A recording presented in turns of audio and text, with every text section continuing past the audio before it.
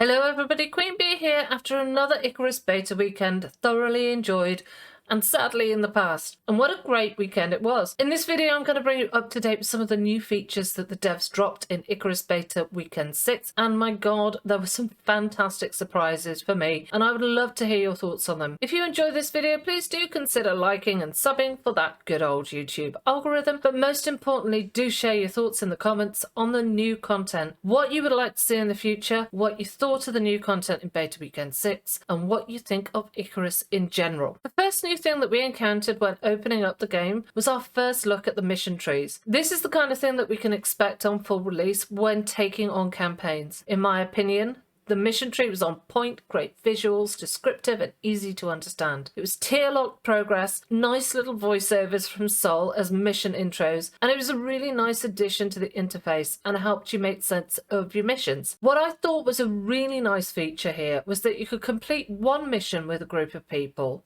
or lift off the planet, but then you could drop on your own and do the second mission on your own or with an entirely different group of people, giving you huge flexibility on who you play with and how. Secondly, let's get a bit technical. Now, it seems like the devs have put a truckload of time into improving overall performance of the game since Beta 5. Everyone I played with experienced significantly faster join speed, smoother gameplay, less issues when another player dropped from orbit, and I finally managed to get my graphics looking spot on, which, while it might have been an issue for me, I'm pretty sure that a lot of other people had major issues from around about Beta Weekend 3 onwards. Previously I was advised to twiddle around with resolution, but it didn't do a damn thing. This time though, I got that beautiful Icarus Vista singing and it was stunning again. The third thing that we're going to look at is the third person. I always knew that the third person was a feature. You just press C and you can go into third person for gameplay and wicked screenshots.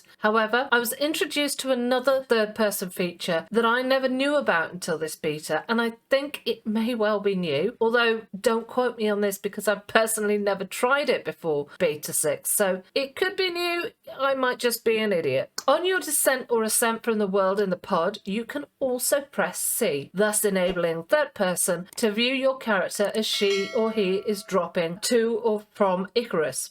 The graphics on this are really awesome, and whilst they don't affect gameplay, I really enjoyed this feature. Next we're going to have a look at a really cool feature that we all knew was coming, but we were all really happy to have arrive. Every previous Icarus beta weekend had us roaming around a blacked out map with only the grids for reference. But Icarus beta weekend 6 was the first time we got an actual map. The map starts out black with only the small area around you uncovered. For an unsurveyed world, this makes total sense. And as you run around the map, there is like a fog of war effect and your visible map area increases. If you're playing with others, the map reveal is collective, meaning that if any one of you explores the map, it becomes visible to everybody, which is a really nice touch. Another great map feature was cohort map markers. Not only can you now see the actual map, but you can see your own character marker on the map, along with the markers of your cohorts. It can be a little bit tricky to interpret this at first, but you're all color-coded and your marker is an arrow dart showing the direction you're facing, which makes navigational life for you and your cohorts so much easier. The final addition to maps that we've seen in beta weekend 6 is the ability to pin locations. So you can chuck a pin down for you and your cohorts to travel towards, be it a base location or a mission location. Throw a pin down and it will not only show on your map but also on your navigational bar in game for easy navigation to the location while you're running around. A great and hugely welcome addition to the game was the Fallen Cohort death marker. For a while now we've been able to see our fellow cohort's death marker when we press M, and even though the previous map was blacked out for us, it gave us quite a good idea of the general area we needed to go to revive them.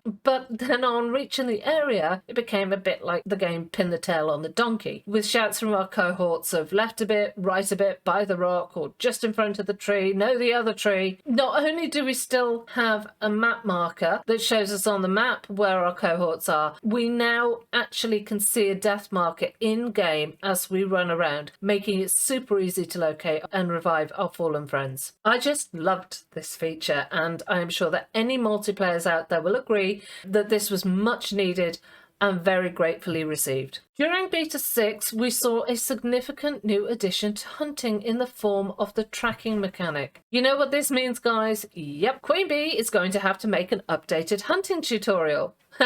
But seriously, what is the mechanic and how does it work? Well, it's really straightforward. If you wound but don't kill an animal, you will now draw blood that you can track. Tracking in Icarus is a feature that many of us were asking for. If you inspect the blood splatter, you will get a directional indicator, like an inverted cone pointing in the direction that the animal fled. It's a mechanic that works really well, and in my opinion is a very nice addition to the game. Currently, this feature is automatic, so everybody got to experience it. However, in the future, I'd love to see this locked behind a perk in the talent tree. Whilst I love this feature, I feel like it should be something special that you have to spec into and not a standard feature, and I would love to see it go in this direction. Another new addition to Beta Weekend 6 was a noise meter. Situated just next to your water meter, the noise meter lets you monitor how much noise you're making in the world. Stand still and it drops right away to nothing, but start running or performing an action such as mining, chopping or gathering, and it starts to rise. I think this is a great addition in theory, but right now I'm interested to learn more about its application. Since predators, it seems, can now spot you from a long mile away, even in stealth, it feels to me that sight, not sound, is the most important when avoiding them. I didn't really find any use for it in Beta 6, but I do wonder whether this noise feature is going to come into its own on full release when we start dealing with exotics. If, like me, you ventured into the snow biome, you will undoubtedly have found it very different. One of the big and most exciting differences or new additions to the biome for me has to be the snow leopard. Easy enough to take down with a few well-timed shots, the big cat is such a great, beautiful addition to the snow biome. I personally am keeping everything crossed that we see some leopard print armor in the very near future. We've already seen mammoths before in Icarus, first in Beta Weekend 3 with the mission of finding, killing and retrieving a sample of tusk from the mammoth, then in Beta Weekend 4 in the Bio Warhead Retrieval mission. However, this is the first time that we venture into the Arctic and see mammoths as normal, run-of-the-mill Icarus animals roaming through the snow biome.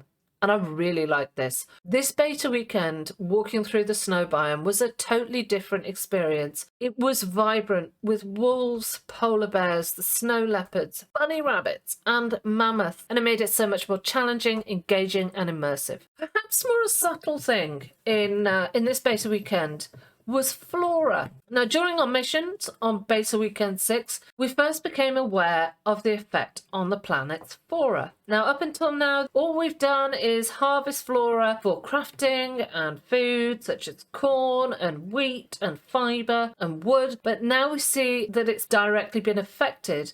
And it's going to play an important role, I think, in the missions and the discovery of what's happened and what is happening on the planet. Beta Weekend 6 was our very first experience of session-based survival missions that are progressive and experience-locked. Prior to that, it had been a dabble in what missions could be like, what sorts of things we could face. But in this weekend, we experienced a variety of missions. It was interesting to note that some of these missions didn't require you to face off with any particularly bad foe, or any at all. For example, Mission 2 required you to scan 3 locations. One location sent a minor gnarly bear at you. In the other 2 scan zones, you encountered nothing more than a bad storm in one, and nothing in the second. And in Mission 3, collecting biosamples, you faced nothing on the first flora sample, a bear on the second flora sample. And whilst the third sample was essentially locked until level 20 because it was in the Arctic and required fur armor to venture there, you could theoretically have completed it with your only challenge or requirement being that you needed to progress to level 20. Finally, in Beta Weekend 6, the devs expanded on factions and lore, specifically the 8 factions involved in the Icarus race. Now, if you're a stranger to Icarus lore, do check out the lore link from the Survive Icarus website in my description, and if you want to dive deeper into there, check out the lore section on Icarus Discord, with conspiracy theories abound, questions, and everyone giving their 2 pence worth. It's a really good yarn and debate. But back to the factions.